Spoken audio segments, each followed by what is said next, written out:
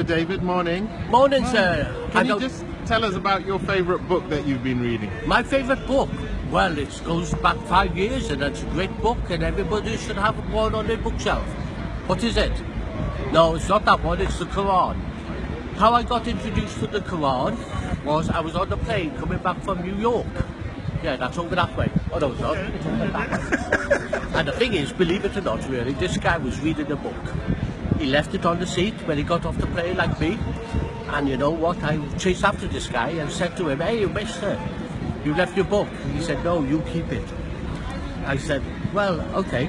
So I kept it, and then I was waiting in the airport lounge in Heathrow. And what happened? I started to cry when I read the Quran. So I put the book down. I was happy, I was still the same. And then I picked it up again. I started to cry. And then I got a taxi to my brother's in London.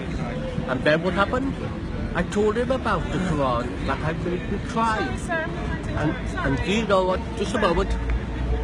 And then what happened was really, he said, "Don't speak of nonsense things, don't speak of things." I said, "Well, the thing is really, why am I crying?" And then he said, "Go next door." So I went next door, and who was there? The man that was on the plane. And the thing is, name a number, any number. The thing is, I'm not selling that Quran for £20 million or £20,000. I read it twice a day, and not only that, I keep it under my pillow. And you also read it to people as well, don't you? I do, and I'm just going to go with that.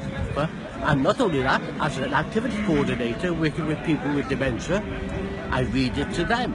And the thing is, they ask me questions, I don't know all the answers, but I know there's one thing in the Quran. What is it? Truth. And if you was lost in the desert, or you was lost somewhere in town, you'd ask somebody away. What's the Quran? It's a map for life.